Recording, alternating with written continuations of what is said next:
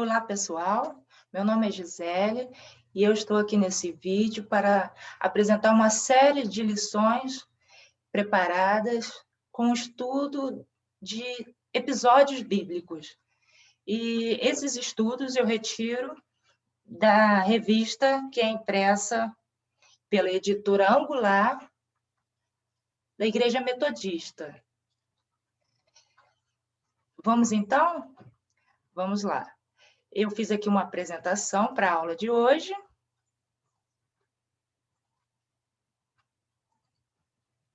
E o tema é Maria, sua casa a serviço de Deus. Mas para começar, que Maria é essa?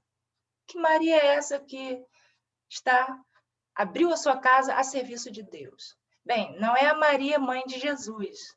Essa Maria, citada na Bíblia, é a mãe de João Marcos. Durante a lição, a gente vai falar um pouquinho de João Marcos. Mas, por hora, quero dizer que Maria, ela foi uma cristã fervorosa que abriu a sua casa para hospedar outros cristãos e também para que pudesse servir de um lugar de oração. A leitura que eu vou fazer agora é de Atos 12, do versículo 1 ao 17. Vamos à narrativa? Para contextualizar, naquela época, do momento da igreja primitiva, que começava a se difundir, se levantou uma grande perseguição em Israel.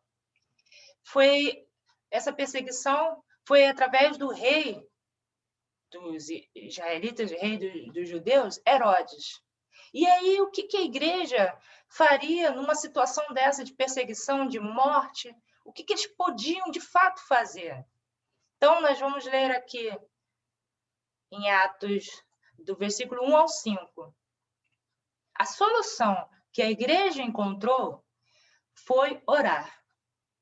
Para que eles se escondessem da perseguição, de serem presos, eles se reuniam nos seus próprios lares, escondidos, e ali eles oravam intensamente uns pelos outros. Versículo 1 e 2 nós vamos ler, né, de Atos capítulo 12. Por aquele tempo, mandou o rei Herodes prender alguns da igreja para os maltratar, fazendo passar a fio de espada a Tiago, irmão de João. Vendo ser isto agradável aos judeus, prosseguiu prendendo também a Pedro. E eram os dias dos pães asmos.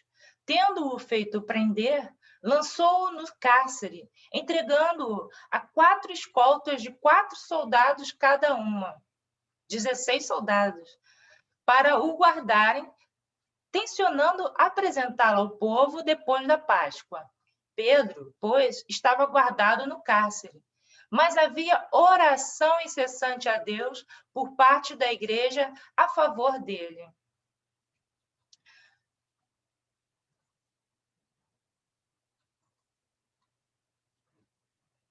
E aqui em Atos, continuando, a partir do versículo 6, nós vemos que as orações da igreja foram respondidas, porque Pedro foi solto de uma forma milagrosa. Vamos continuar lendo no texto bíblico?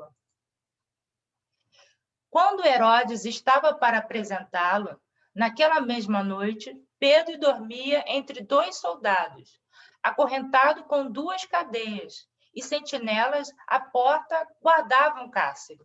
Eis, porém, que sobreveio um anjo do Senhor e uma luz iluminou a prisão. E tocando ele o lado de Pedro, o despertou, dizendo: Levanta-te depressa. Então as cadeias caíram-lhe das mãos. Né? As algemas que acorrentavam Pedro caíram. E ele se viu livre em suas mãos. Disse-lhe o anjo: Cinge-te e calça as sandálias. E ele assim o fez. Disse-lhe mais: Põe a capa e segue-me. Então, saindo, o seguia, não sabendo que era real o que se fazia por meio do anjo. Parecia-lhe antes uma visão, um sonho.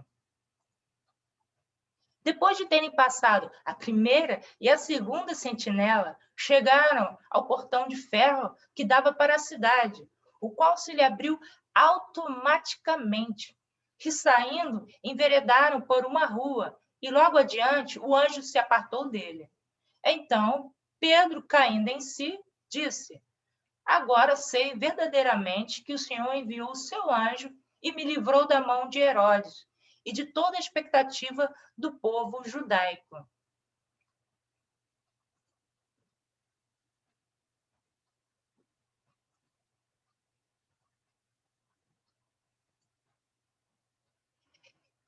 Então, nesse momento, no texto bíblico, vocês vão ver que aparece o contexto da casa de Maria. Estando ali, prestem atenção, orando, os irmãos, reunidos ainda, testemunharam o milagre o qual eles esperavam. Considerando ele a sua situação, resolveu ir à casa de Maria, mãe de João, cognominado Marcos, João Marcos, onde muitas pessoas estavam congregadas e oravam.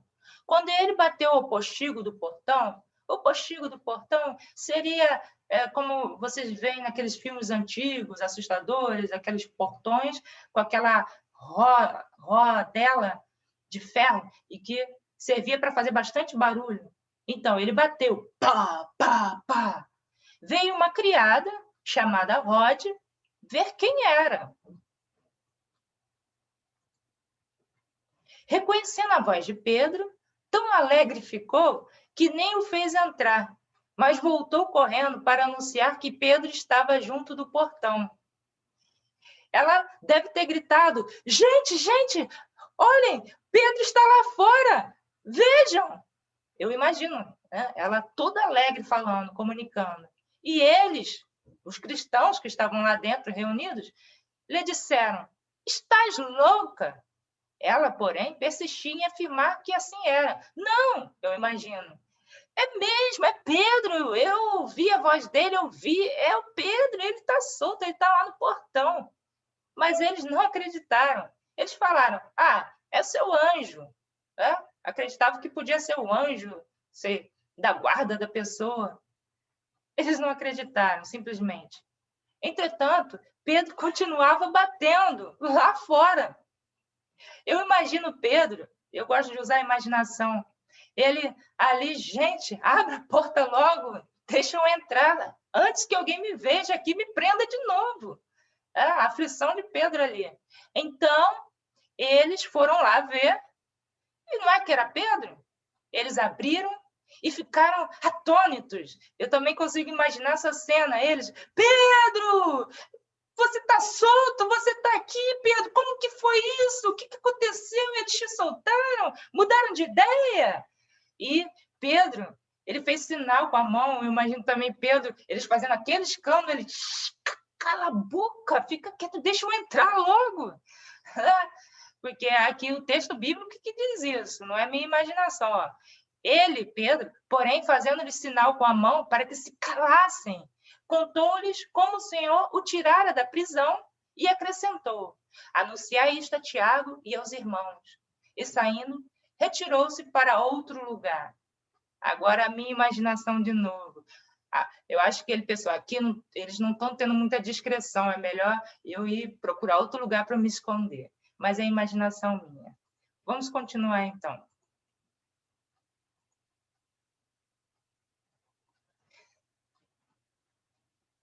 Eu queria agora falar, eu falei sobre a narrativa e agora falar sobre os personagens bíblicos dessa narrativa. Vamos lá? O primeiro é Herodes, mais especificamente Herodes Agripa, porque havia uma dinastia de reis chamados Herodes naquela época. Vocês podem lembrar que o rei que perseguiu os bebês quando Jesus nasceu para os matar era Herodes também. Esse era Herodes Agripa. Terrível. Também aparece no relato bíblico, se vocês recordarem a minha leitura, Tiago, irmão de João, o apóstolo. Tiago foi realmente preso e condenado a morrer ao fio da espada, decapitado. Bem, outro personagem que aparece nessa história é Pedro, o apóstolo Pedro, que foi preso, que seria também morto, mas, através das orações dos crentes, um anjo apareceu, Deus enviou um anjo para o libertar. Aparece também na história João Marcos, que aparece como quem? Filho da Maria. A Maria que hospedou em sua casa os cristãos para que eles pudessem estar reunidos orando. E João Marcos, o interessante é que ele, em outro relato,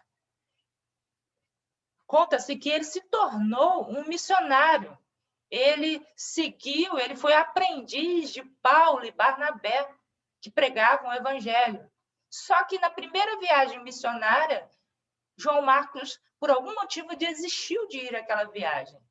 E isso foi até o pivô de uma briga, de um desentendimento entre Paulo e Barnabé. Paulo seguiu viagem missionária e Barnabé resolveu ficar e ensinar, discipular mais João Marcos. Posteriormente, tempo depois, João Marcos, mais maduro na fé, ele, inclusive, é a pessoa que escreveu um dos evangelhos, melhor dizendo, o primeiro evangelho escrito, o Evangelho de Marcos. E, por fim, não menos importante, a criada Rod, a empregada da casa, que ali pôde receber Pedro. Então, esses são os personagens da história de hoje. E agora, para já caminhar para o encerramento, eu queria falar na nossa revista, tem o Fundamento Bíblico, que a gente acabou de fazer a leitura bíblica, e tem a Palavra que Ilumina a Vida, que é o quê? É o que a gente pode trazer para as nossas vidas. Vou até parar a apresentação para ficar maior aqui. Eu aprendi com essa lição que vale a pena orar, vale a pena clamar a Deus por um milagre. Alguém pode dizer, mas nem sempre os milagres acontecem. Às vezes pedimos por alguém e essa pessoa vem a falecer. A gente pede por emprego e o emprego não aparece logo. Mas sempre vale a pena orar, independente das circunstâncias, porque Deus ouve ao nosso clamor. Ele não está surdo. Em alguns momentos, por motivos divinos que a gente não sabe, algo não se concretiza. Porque, como a oração do Pai Nosso, a gente deve pedir, seja feita a tua vontade. E a gente, nem sempre a nossa vontade, por melhor que ela seja, é a vontade de Deus. Talvez vamos passar a vida inteira para entender isso. Eu quero dar um testemunho rápido. Ontem, pela manhã, eu tinha uma situação que estava afligindo o meu coração. Eu compartilhei com uma prima. E essa prima nem estava aqui, eu sou do Rio de Janeiro.